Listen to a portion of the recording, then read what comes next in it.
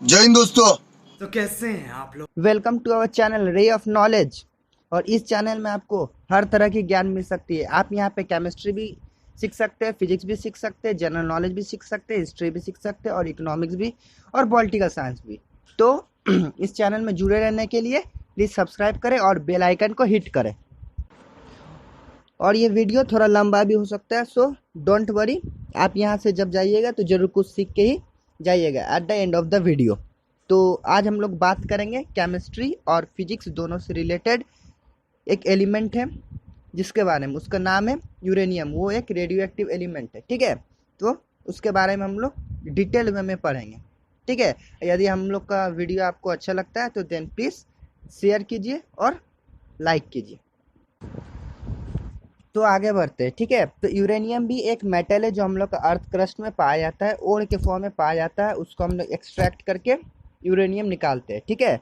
और यूरेनियम का खोज सबसे पहले एक जर्मन साइंटिस्ट है जिसका नाम है मार्टिन हेनरिक क्लैपरोथ, उन्होंने किया था 1789 में। और हम लोग का यूरेनियम का एटॉमिक नंबर 92 है और इसका जो मास है वो वैरी कर सकता है, ठीक है। इसके बोलने का मतलब इसके डिफरेंट आइसोटोप्स पाए जाते हैं। तो अब आपका मन में क्वेश्चन आता होगा कि आइसोटोप्स क्या है। तो मे बी आप 10 क्लास में ही पढ़े होंगे, या आप यदि साइंस सिस्टम से बिलोंग करते हैं तो आप आगे भी पढ़े होंगे, 11-12 में भी पढ़े होंगे कि आइसोटोप जो होता है उसमें होता क्या है कि आपका एटॉमिक नंबर सेम होता है लेकिन mass number different different vary करता है। जैसे आप सुने होंगे डिफरेंट डिफरेंट एलिमेंट के भी पाए जाते हैं, जैसे आपका कार्बन का ही पाया जाता है। तो कार्बन का होता है डिफरेंट डिफरेंट आइसोटॉप्स, और उसमें से उस आइसोटॉप्स का हम लोग यूज़ करके एक मेथड होता है कार्बन डेटिंग मेथड, जिससे हम लोग कोई भी चीज़ का एज निकाल सकते हैं ना। पहले का दिन में कोई भी चीज़ जो हुआ है, जैसे डायनासोर का खोज है ना, तो आप उसको कैसे निकालिएगा, उसको आप कार्बन डेटिंग मेथड से निकाल पाइएगा कि डायनासोर कब था कब नहीं है। तो वो कार्बन डेटिंग मेथड से आप लोग निकाल सकते हैं।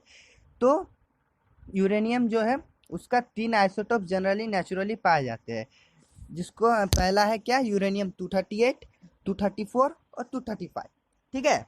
तो आज हम लोग पूरा डिटेल में बात करते हैं क्या कि यूरेनियम जो है वो आपका, आप देखे होंगे पीरियोडिक टेबल के लास्ट में जो आपका एफ ग्रुप होता है जिसको हम लैंथिनॉइड एंड एक्टिनॉइड ग्रुप बोलते हैं, जो एफ ब्लॉक का ग्रुप रहता है, ठीक है। तो उसमें आपका एक्टिनॉइड सीरीज में पाया जाता है आपका यूरेनियम, ठीक है। आप पहले ही बता चुके इसका एटॉमिक नंबर 92 है, ठीक है। तो इसका अब आप सोचेंगे कि हम यूरेनियम के बारे में क्यों बता रहे, तो यूरेनियम के बारे में इसलिए बता रहे क्योंकि यूरेनियम एक रेडियो एक्टिव एलिमेंट है और इसका यूज़ करके हम लोग एनर्जी हम लोग जनरेट करते हैं, जिससे हम लोग इलेक्ट्रिसिटी मिलता है हम लोग को, ठीक है। जिस तरीका से आप सुने होंगे थर्मल पावर प्लांट, और थर्मल पावर प्लांट जो होता है जो कोयला से स्टीम बना के एनर्जी मिलता है टरबाइन को घुमा कर, और हाइड्रो इलेक्ट्रिसिटी जो डैम्स का होता है, हाई एल्टीट्यूड से आपको वाटर को उसमें फेंकना पड़ता है, ड्रॉप करना पड़ता है, तो बनाया जाता है। तो आप लोगों को एक सबसे पहले एक म्यूजिक सुनाते, सुनिए।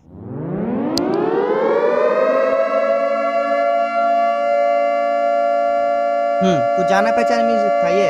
हाँ, आप सुने होंगे इस म्यूजिक के बारे में, कहाँ सुने होंगे, कोई साइंस फिक्शन मूवी में, कि कहीं पे भी यदि एटम बॉम्ब ड्रॉप किया जाए या कोई भी एटॉमिक माइन, मतलब जहाँ पे न्यूक्लियर मतलब जो पाया जाता है यूरेनियम, वो माइंस है या कहीं पे उसका जो रिएक्टर होता है, बड़ा एक फैक्ट्री होता है, वहाँ पे रिया उसको मतलब एक्सट्रैक्ट किया जाता है। हम आपको बताएंगे डिटेल में बाद में। तो उस जगह के बारे में आप सुने होंगे कि वहाँ पे इस तरह का साउंड बजता है। क्यों बजता है, क्योंकि अलर्टनेस के लिए, कहीं अचानक कोई एक्सीडेंट हो जाए या कुछ हो जाए तो ये सायरन बजता है, ठीक है। ये सायरन जो आपको पहले हम सुना है, तो वो सायरन बजने के बाद वहाँ से सब आदमी लोग भागता है, सोच हाँ जानता है कि कुछ वहाँ पे एक्सीडेंट हुआ है, ठीक है।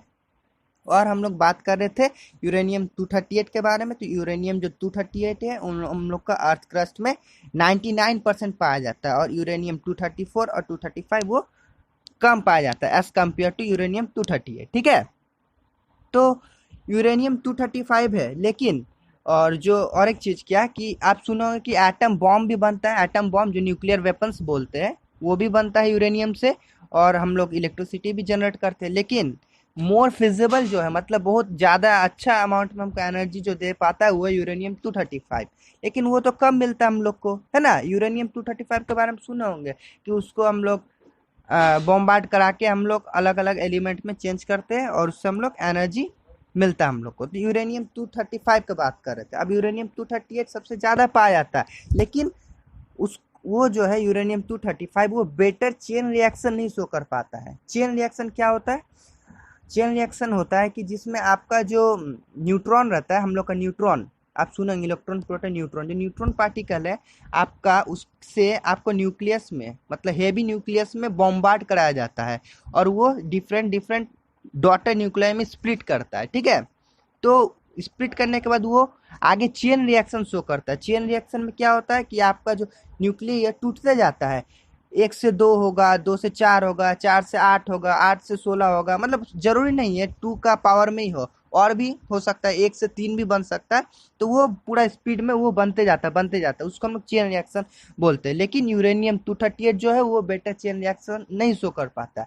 इसीलिए क्या होता है, इसको जो न्यूक्लियर रिएक्टर सब में रहता है उसको पहले प्लूटोनियम में कन्वर्ट किया जाता है, और प्लूटोनियम में कन्वर्ट करने के बाद उससे हम लोग क्या करते हैं, अदर अदर प्रोसेस में, फर्दर प्रोसेस में हम लोग आगे बढ़ते हैं और हम लोग एनर्जी को जनरेट करते हैं। ठीक है, तो अब आप सोचिएगा ये भी कि हम यूरेनियम पे ही वीडियो क्यों बनाएं। इसलिए बनाए क्योंकि यूरेनियम जो है वो थोड़ा मिस्टीरियस है। सब कोई यूरेनियम के बारे में सोचता है कि कैसे इतना एनर्जी दे सकता है ना। तो पता है आपको जान के इतना ताज्जुब होगा कि 1 ग्राम यूरेनियम 1 मेगावाट तक एनर्जी दे सकता है। सोचिए कितना है ना, 1 मेगावाट। इसको पावर के फॉर्म में वाट, लेकिन हम एनर्जी के फॉर्म में बोलते हैं कि ये बहुत ज़्यादा एनर्जी है। ठीक है, तो इसको हम लोग एक बार में नॉर्मल कोई भी हम लोग इलेक्ट्रिसिटी जनरेट करने का प्रोसेस से नहीं कर सकते। अब हाइड्रो इलेक्ट्रिसिटी भी कर मतलब उतना नहीं कर पाएगा जितना, और ना ही कोल, मतलब जो कोल का यूज करके हम लोग करते हैं थर्मल पावर प्लांट है ना, वो भी नहीं कर पाएगा। लेकिन न्यूक्लियर पावर प्लांट इतना कर सकता है, इतना एनर्जी दे सकता है, जिसका हम लोग यूज करके इलेक्ट्रिसिटी जनरेट कर सकते हैं बहुत ज़्यादा अमाउंट में। ठीक है, और ये जो यूरेनियम को जो एक्सट्रैक्शन का प्रोसेस होता है वो भी बहुत ज़्यादा रिस्की होता है, क्योंकि आप सुने होंगे यूरेनियम रेडियो एक्टिव है ना, उससे रेडिएशन निकलता है। ठीक है, तो आपका मन में ये भी क्वेश्चन आएगा कि रेडिएशन तो मोबाइल से भी निकलता है। तो हाँ, आप सही है, रेडिएशन मोबाइल से निकलता है, लेकिन जो मोबाइल से जो रेडिएशन निकलता है वो नॉन आयनाइज होता है, और जो हम लोग का यूरेनियम से निकलता है वो एक गामा रेज निकलता है, वो आपका आयोनाइज रहता है। ठीक है, तो हम प्रोसेस पे आते हैं कि क्या होता है। तो होता क्या है कि आप सुने होंगे कि रेडियो एक्टिविटी के बारे में, जो साइंस वाले हैं वो बेटर जानेंगे, कि आप पढ़े होंगे 12 में law of radioactive decay. तो उसमें आप पढ़े होंगे कि कैसे इसका हाफ लाइफ रिएक्शन कैसे कोई शो करता है, क्यों रेडिएशन होता है। तो क्यों रेडिएशन होता है कोई भी एलिमेंट, तो वो अपना जो उसका जो न्यूक्लियस रहता है वो, और जो एलिमेंट रहता है वो अनस्टेबल रहता है। तो अनस्टेबल होने की वजह से वो अपना जो है ना एनर्जी के फॉर्म में रिलीज करते जाता है अपना, धीरे धीरे धीरे धीरे धीरे वो डिसइंटीग्रेट हो जाता है, वो गायब होने लगता है अपना रेडिएशन छोड़ छोड़ के। तो इसीलिए किसी से रेडिएशन निकलता है, तो उस रेडिएशन का ही हम लोग यूज कर सकते हैं। आप कोयला में भी देखिएगा कि जलता हुआ कोयला में आप देखिएगा तो किस तरीका से हीट टाइप का निकलता है, तो वो भी एक तरह का रेडिएशन ही है। ठीक है, वो हीट के फॉर्म में रेडिएशन आ रहा है। तो उस तरह का प्रोसेस से होता है, मतलब यूरेनियम रेडिएट करता है। और क्या होता है आपका फैक्ट्री में, यूरेनियम का फैक्ट्री में, मतलब फैक्ट्री बता रहे जो बड़ा बड़ा न्यूक्लियर प्लांट और रिएक्टर रहता है, उसमें क्या होता है, एक लेड का कंटेनर होता है। ठीक है, लेड का कंटेनर में आपका यूरेनियम को डाला जाता है। ठीक है, और आप सुने होंगे कि 3 तरह का रे निकलता है, अल्फा बीटा गामा। तो इसका अलग प्रोसेस होता है, एक साथ तीनों नहीं निकलता है। मतलब उसका होता है कि अल्फा निकला तो गामा, है ना, तो उस टाइप से निकलता है। ठीक है, वो अपना रिस्पेक्टिव जो प्लेट है उस साइड में जाता है रिएक्टर में। ठीक है, तो इस प्रोसेस में हम लोग बात कर रहे हैं कि इसमें होता क्या है।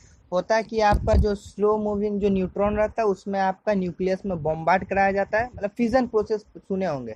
फिजन प्रोसेस में होता क्या है कि आपका जो ये रहता है आपका न्यूट्रॉन पार्टिकल्स रहता है, उससे आपका न्यूक्लियस में बॉम्बार्ड कराया जाता है। बॉम्बार्ड करने के बाद क्या होता है, जो आपका हेवी न्यूक्लियस है वो डॉटर न्यूक्लियस में स्प्लिट कर जाता है। ठीक है, तो वो स्प्लिट करते करते आपका एनर्जी भी रिलीज होता है। और होता क्या है कि इसमें होता है अल्फा बीटा और गामा, इन 3 तरह का डीके होता है। ठीक है, तो इसमें आप पढ़े होंगे अल्फा बीटा गामा टू, मतलब जो साइंस वाले वो ज़्यादा जान रहे होंगे, जो नहीं जान रहे उसको मोटा मोटी ये बता दे कि अल्फा बीटा गामा तीनों तरह का मतलब कुछ डीके होता है। उसमें क्या होता है कि आप इस तरह का डीके होगा तो आपका न्यू एलिमेंट फॉर्म करता है ना। तो यूरेनियम 235 कभी कभी आपका क्रिप्टन करता है ना। तो यूरेनियम 238 जैसे प्लूटोनियम में कन्वर्ट होता है, तो फिर प्लूटोनियम से अदर अदर एलिमेंट होता है। और आप सुने होंगे न्यूट्रिनो के बारे में, तो न्यूट्रिनो या एनर्जी के फॉर्म में निकलता है। ठीक है, न्यूट्रिनो अलग चीज़ है, आपको उसे बाद में कभी होगा तो बताएंगे। ठीक है, और यूरेनियम जितना अच्छा भी उतना खतरनाक भी है, क्योंकि यूरेनियम जो होता है उससे रेडिएशन निकलता है जो हम लोग का बॉडी को हार्म करता है, बहुत तरह की बीमारी क्रिएट करता है, कैंसर काउजिंग है ये, कैंसर काउज करता है और अदर अदर बहुत तरह का बीमारी होता है। और पता है होता है क्या कि क्यों होता है बीमारी, क्योंकि उसका आपका जो डीएनए होता है, सेल्स के अंदर आप पढ़े होंगे डीएनए, क्रोमोसोम्स, ये सब के बारे में पढ़े होंगे। डीएनए के अंदर में क्या होता है, एक बॉन्ड बना हुआ रहता है, ATCG इस तरह का बॉन्ड बना हुआ रहता है वो, है ना। तो न्यूक्लिक एसिड और क्या बोलते हैं आपका वो शुगर फॉस्फेट का ही बॉन्ड रहता है, तो वो बॉन्ड जो रहता है वो तोड़ देता है आपका, वो एंटर करता है आपका रेडिएशन जाके उस बॉन्ड को तोड़ के म्यूटेट कर देता है, जिसका वजह से क्या होता है आपका जो सेल रहता है वो अनकंट्रोल्ड वे में डिवाइड करने लगता है, अनकंट्रोल डिवीजन होता है, बहुत स्पीड में पूरा वो बढ़ते जाता है और कहीं आपका जगह कहीं फूल गया तो क्या हो गया, तो मतलब कैंसर काउजिंग होता है। कैंसर की बीमारी में भी क्या होता है आपका सेल डिवीजन, बहुत जो सेल का ग्रोथ होता है वो बहुत फास्ट होने लगता है। ठीक है, सेल जितना स्पीड में ग्रोथ होने लगता है ना, तो वो होता है। तो ये रिस्की भी है, इसीलिए जो यूरेनियम का माइंस रहता है, ये यूरेनियम रिएक्टर जो कहीं भी बड़ा बड़ा ये रहता है रिएक्टर, हम लोग का इंडिया में भी है, तारापुर महाराष्ट्र में है। तो वो सब में क्या होता है कि आप लोग को एक सूट पहनना पड़ता है, रेडियो एक्टिविटी का एक सूट होता है, ड्रेस होता है, उसको पहनने से क्या होता है कि आपका बॉडी के अंदर वो रेडिएशन जो है वो एंटर ना करे, और करे भी तो ज़्यादा नहीं करे। और जो आपका फैक्ट्री में काम करने वाले वर्कर रहता है उसका लाइफ को भी बहुत ज़्यादा रिस्क रहता है, ज़रा सा भी आपका लीकेज हो तो पूरा शहर, आपका पूरा सिटी जो है उसको डिस्ट्रॉय कर सकता है, क्या आपके स्टेट्स को भी ख़त्म कर सकता है, इतना यूरेनियम का अंदर पावर रहता है ना। आपको वो आपका बॉडी के अंदर एंटर करेगा और आपका डीएनए को म्यूटेट करते जाएगा, और आप वहाँ पे सबसे पहले तो आप वहाँ पे डेथ हो ही जाएगा आपका, वो कोई उपाय नहीं है। और उसके बाद जहाँ पे होगा तो वहाँ पे अलग प्रॉब्लम, अब उस कुछ दिनों बाद न्यू जो बॉर्न होगा, बेबी जो न्यू बॉर्न होगा वो भी विकलांग पैदा होगा, है ना। आपका स्पर्म सेल के पे भी अफेक्ट करता है, आपका सेल को फर्टिलाइज होने ही नहीं देगा, है ना। तो बहुत कोई बच्चा ऐसा होता है कि जन्म से ही अंधा हो, किसका पैर नहीं है, किसी का हाथ नहीं है, तो ये सब रेडिएशन का इफेक्ट। ठीक है, और जो यूरेनियम है वो सबसे ज़्यादा कहाँ पाया जाता है पूरे वर्ल्ड में, तो सबसे ज़्यादा पाया जाता है कजाकिस्तान में। ठीक है, और ध्यान रखिएगा हम बात करें कहाँ पाया जाता है, ना कि न्यूक्लियर वेपन के बारे में। न्यूक्लियर वेपन का बात कीजिएगा तो उसमें रसिया और अमेरिका दोनों के बीच में ही कंपेयर होता है, और अभी रसिया ही लीड कर रहा है, और अदर कंट्री भी यूरेनियम मतलब एक्सट्रैक्ट करके, और थोरियम भी होता है, थोरियम से भी बनता है। तो ये सब हम लोग को इंडिया में यूज़ करके, इंडिया का है, अदर और भी कंट्री सब अपना अपना देश में सब न्यूक्लियर वेपन बनाने में लगे हुए हैं, और न्यूक्लियर वेपन बनाते जा रहे, लेकिन ये बहुत विनाशकारक है। यदि एक जगह वो ड्रॉप कर देना तो वो जो जगह है वो पूरा बंजर कर देगा, पूरा एकदम मिटाइए देगा, सोच लीजिए आप। और वहाँ का जो पूरी पीढ़ी दर पीढ़ी जो आएगा ना, वो उसमें भी इफेक्ट को देखने को मिलेगा। आप सुने होंगे वर्ल्ड war 2 के दौरान जो अमेरिका है वो ड्रॉप किया था आपका हिरोशिमा नागासाकी, एक टाउन है आपका जापान में, वहाँ पे ड्रॉप किया था, और वहाँ पे अभी भी इसका इफेक्ट आपको देखने को मिलता है। ठीक है, तो हम फिर से आते हैं अपना टॉपिक में, क्या कि कजाकिस्तान में मिलता है, और इसमें इंडिया जो है अपना 11th पोजीशन को वो लाई करता है। ठीक है, इंडिया जो है 11 सबसे ज़्यादा प्रोड्यूसर है आपका यूरेनियम का। ठीक है, तो यूरेनियम का बहुत इंडिया में भी पाया जाता है, जैसे आपका राजस्थान हो गया, मध्य प्रदेश हो गया, झारखंड हो गया, और आंध्र प्रदेश हो गया, इस सब जगह में पाया जाता है। और भी जगह में पाया जाता है लेकिन उतना ज़्यादा नहीं पाया जाता है as compare to this places. ठीक है, और हम लोग का झारखंड में एक जगह है जादूगढ़ा, वहाँ पे भी पाया जाता है, जादूगढ़ा पे भी आपका यूरेनियम का माइंस है। ठीक है, तो जान के आपको बहुत खुशी का बात है, क्योंकि गर्व की बात होना चाहिए, क्योंकि हम झारखंड से। ठीक है, तो जादूगढ़ा में ये झारखंड का माइन है। ठीक है, और जहाँ पे आपका यूरेनियम का माइंस भी होता है तो उसको बहुत केयर से किया जाता है, क्योंकि आपको जान के ये होगा कि हम लोग का जो झारखंड में यूरेनियम मिलता है वो उतना बेटर क्वालिटी का नहीं है, तो भी वो जो हम लोग यूरेनियम जितना मिलता है उसमें से 99% सिर्फ वेस्ट निकल जाता है। अब वो वेस्ट भी रेडिएशन शो करता है, मतलब रेडिएशन होता है उसमें भी, तो वो वेस्ट को भी बहुत अच्छा तरीका से हम लोग को डिकम्पोज करना पड़ता है, नहीं तो वो भी अफेक्ट कर सकता है, हम लोग को अफेक्ट करता ही है। जादूगढ़ा का बगल का जो विलेजेस है, एक वहाँ पे पॉन्ड है, उस पॉन्ड में डाला जाता है वो वेस्ट सबको, तो क्या होता है वो बगल वाला जितना गांव है ना वो सब आपका अफेक्टेड है। वहाँ पे जितना भी बेबी लोग बर्थ लेता है तो एक दो बेबी हमेशा विकलांग पैदा ले लेता है, क्योंकि वो आपका सेल का फर्टिलिटी पे इफेक्ट करता है। हो सकता है कि बच्चा जो है माँ के गर्भ में ही डेथ हो जाए, ऐसा भी होता है। इतना खतरनाक यूरेनियम का इफेक्ट है। ठीक है, तो हम झारखंड के बारे में बात कर रहे थे। झारखंड में जादूगढ़ा में भी पाया जाता है, ठीक है, और बहुत अच्छा मात्रा में मतलब यहाँ पे प्रोडक्शन होता है। I am talking about quantity not quality. Quality थोड़ा सा यहाँ पे खराब है, ठीक है। और राजस्थान सब में भी पाया जाता है, वहाँ पे थोड़ियम थोड़ियम पाया जाता है। थोड़ियम भी एक रेडियो एक्टिव एलिमेंट है, ठीक है। हाँ तो friend, how is this video? I think you get a good knowledge about uranium. If you like this video, then give a thumbs up. Please share, subscribe to our channel and click the bell icon. Thank you and Jai Hind, Jai Bharat.